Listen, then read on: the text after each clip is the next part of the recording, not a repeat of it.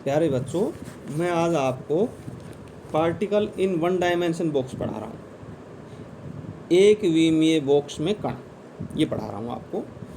अभी थोड़ी देर पहले मैंने आपको डायग्राम समझाया था, जिसके अंदर हमने ऊर्जा की वैल्यू ली थी।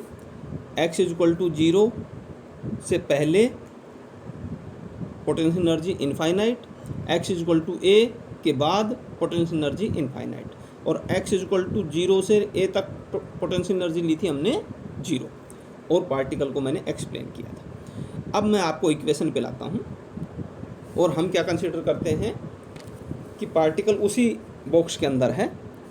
v 0 होगा जब x की वैल्यू कम है, और v इनफाइनाइट होगा जब 0 से a के बीच में है a की वैल्यू, तब तो v 0, और जब 0 से छोटा और x से बड़ा है a, तब इनफाइनाइट। इसको मैं एक्सप्लेन कर देता हूँ अच्छे से। उसी चीज़ को मैं दोबारा से आपको एक्सप्लेन कर रहा हूँ इसके अकॉर्डिंग। यदि एक कण को अनंत दूरी पर नहीं रखकर एक निश्चित क्षेत्र में रखा जाए तो उसका क्वांटीकरण हो जाता है।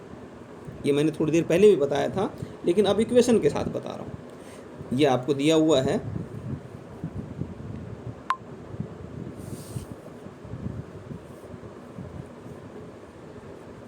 हम इसमें वैल्यू लगाएंगे जैसा आपको बताया था अभी। x इक्वल टू, जब कण, माना कि एक कण x अक्ष पर दूरी 0 से a तक गति कर रहा है।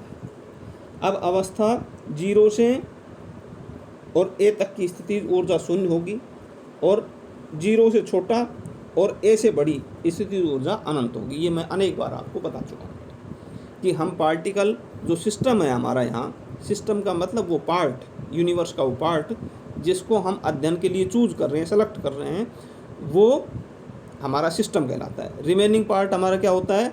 सराउंडिंग होता है। तो यहाँ हमने सिस्टम लिया है x इक्वल टू 0 से लेके x इक्वल टू a तक, और उसमें हमने माना है कि इसके अंदर टोटल एनर्जी, पोटेंशियल एनर्जी 0, और इसके बाहर पोटेंशियल एनर्जी इनफाइनाइट होगी।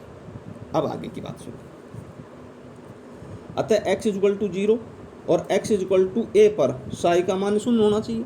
बताया था मैंने आपको कि जो वेव फंक्शन है वो एक छोर से शुरू होगा और दूसरे छोर तक जाएगा, तो उसमें जो साई की वैल्यू है वो x इक्वल टू 0 पर शुरू होगी, वहाँ 0 होगी, वहीं से शुरुआत होकर उसकी वैल्यू जाकर a पर वापस 0 हो जाएगी। x इक्वल टू 0 और x इक्वल टू a पर साई का मान शून्य होगा।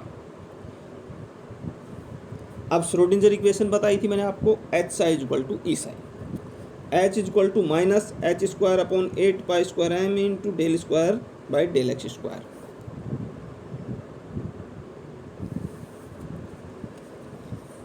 इस समीकरण में साई लगा दो दोनों तरफ, एच साई बराबर ई साई। अब एच की वैल्यू लिख दो इसमें, तो minus h square upon 8 pi square m dot del square psi by del x square equal to E psi. इसको रीअरेंज कर लो, साई की चीज़ें एक साथ ले लो, तो del square psi by del x square plus 8 pi square m upon h square E psi equal to 0। बच्चों, पहले भी बताया था मैंने आपको कि ये क्या है? डबल डिफ्रेंशिएशन है साई का, यानी ये 2 घात की समीकरण है अवकल के। तो इसके हमें साई की कितनी वैल्यू मिलेंगी? 2।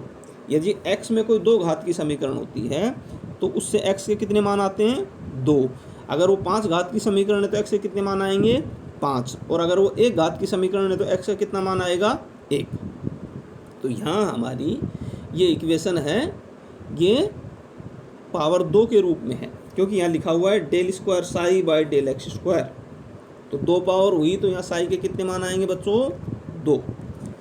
साई 1 की वैल्यू निकाल लो, आया a e raise to iota under root 8 pi square m E x upon h, और साई 2 हो जाएगा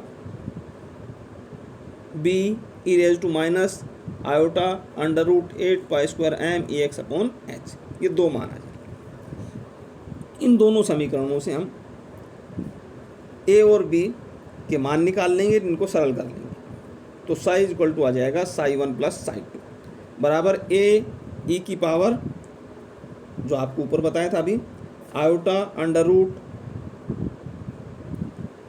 8 pi square m E x upon h plus B minus iota under root 8 pi square m E x upon h. इसको हम solve करेंगे और solve करने पे हमें मान प्राप्त होगा, इसमें सीमांत वैल्यू लगाओ। साई कब जीरो होगी, बताया था मैंने आपको थोड़ी देर पहले, साई जीरो होगी x इक्वल टू 0 पर और x इक्वल टू a पर। अब हम पहली कंडीशन लगाते हैं इसमें, साई जीरो होगी कब, जब x इक्वल टू 0। ये मान जब यहाँ लिखोगे बच्चों तो a प्लस बी बराबर 0 आ जाएगा, यानी b इक्वल टू माइनस ए। ये b इक्वल टू माइनस ए इस इक्वेशन में लिखेंगे तो साई इक्वल टू आ जाएगा बच्चों a e की power iota under root 8 pi square m E x upon h plus e raise to minus iota under root 8 pi square m E x upon h. ये मान आ गया। ये कंडीशन लगाई हमने पहली, कब, जब x इक्वल टू 0 तो साई बराबर 0। अब हम कंडीशन लगाएंगे दूसरी, कब, जब x इक्वल टू a तो साई इक्वल टू 0। ये इक्वेशन लगाएंगे तो साई की वैल्यू आ जाएगी हमारी, psi equal to 2 iota a sine under root 8 pi square m e upon h. इन दोनों से हम निकाल लेंगे e की वैल्यू और e इक्वल टू आ जाएगा n square H square upon 8m a square.